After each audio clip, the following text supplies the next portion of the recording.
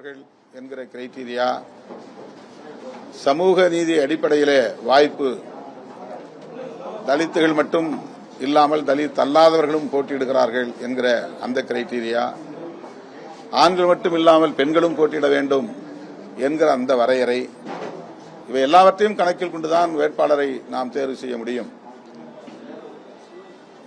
ஒவ்வொரு கட்சியும் ஒவ்வொரு அணுகுமுறையை கையாளுகிறது.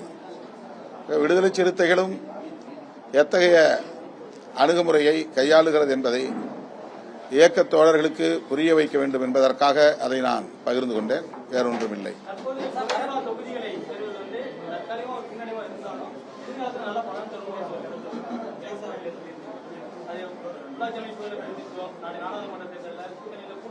இல்ல, அப்படிலாம் நம்ம எந்த நிபந்தனையும் விதிக்கல. அந்த மாதிரி நான்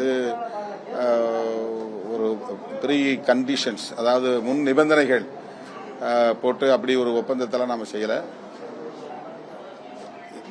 விடுதலை சிறுத்தைகள் மீதான நம்பகத்தன்மை என்பதை அடிப்படையாக வைத்து அதை சொன்னேன். விடுதலை சிறுத்தைகளுடைய கிரெடிபிலிட்டி என்பது முக்கியமானது. நாங்கள் பொது சமூகத்தினுடைய ஏற்பிசைவை பெறுவதற்கு, அக்செப்டன்ஸ், இந்த ஏற்பிசைவை பெறுவதற்கு தொடர்ந்து போராடி கொண்டிருக்கிறோம் என்பதுதான் உண்மை. என்னதான் அர்ப்பணிப்போடு பணியாற்றினாலும், விரிந்து பரந்த தளத்தில் பணியாற்றினாலும், அனைத்து தரப்பு மக்களுடைய பிரச்சனைகளை நாங்கள் கையில் எடுத்து போராடினாலும், களமாடினாலும், எங்களை அங்கீகரிப்பதிலே ஒரு சிக்கல் இருக்கிறது, ஒரு சமூக சிக்கல் இருக்கிறது, சோசியல் ஸ்டிக்மா. அதை மெல்ல மெல்ல நாங்கள் வலுவிழக்க செய்ய வேண்டும். அதனை தகர்த்து நாங்கள் அனைவருக்குமான ஒரு பேரியக்கம் என்பதை உறுதிப்படுத்த வேண்டும். எல்லா தரப்பு மக்களும் இந்த இயக்கம் நமக்கான இயக்கம் என்று உணர்கிற ஒரு சூழலை உருவாக்க வேண்டும் என்கிற அந்த அடிப்படையில் தான் எங்கள் கட்சி மீதான கிரெடிபிலிட்டி என்கிற நம்பகத்தன்மையை நாங்கள் பாதுகாக்க விரும்புகிறோம். அதுதான் எங்களுடைய வெற்றியாகவும் நாங்கள் பார்க்கிறோம். சிங்கிள் டிஜிட் என்பதிலிருந்து நாங்கள் டபுள் டிஜிட் போகிறோம் என்பது மேலோட்டமாக ஒரு தற்காலிகமான வெற்றியாக இருக்கலாம். ஆனால் அதைவிட கொள்கை பிடிப்போடு இருக்கிறார்கள். பதவி பகுதிகளுக்காக அடிக்கடி நிலைப்பாட்டை மாற்றிக்கொள்ளவில்லை. வலதுசாரி அரசியலுக்கு எதிரான போராட்டங்களில் இருந்து அவர்கள் பின்வாங்கவில்லை என்கிற அந்த பொது சமூகத்தின் நம்பிக்கையை பெறுவதுதான் விடுதலை சிறுத்தைகளுக்கான கிரெடிபிலிட்டி என்று நான் பார்க்கிறேன். அந்த அடிப்படையில் தான் என்னுடைய நகர்வுகளும் முடிவுகளும் இருக்கின்றன. இதை வெளியிலிருந்து பார்ப்பவர்கள் ஏமாளித்தனம் என்று கருதலாம், அல்லது அவர்கள் மிக கீழ்த்தரமான விமர்சனங்களை முன்வைக்கலாம். இதையெல்லாம் நாங்கள் பொருட்படுத்தவில்லை. எங்கள் வலிமை எங்களுக்கு தெரியும். எந்த நேரத்தில் அந்த வலிமைக்குரிய பயனை நுகர முடியும் என்பதும் எங்களால் மதிப்பீடு செய்ய முடியும்.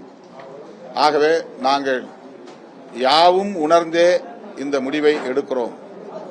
அறியாமையில் இருந்தோ, பலவீனங்களில் இருந்தோ, நெருக்கடிகளில் இருந்தோ, அச்சுறுத்தல்களில் இருந்தோ எந்த முடிவையும் விடுதலை சிறுத்தைகள் கட்சி எடுக்கவில்லை.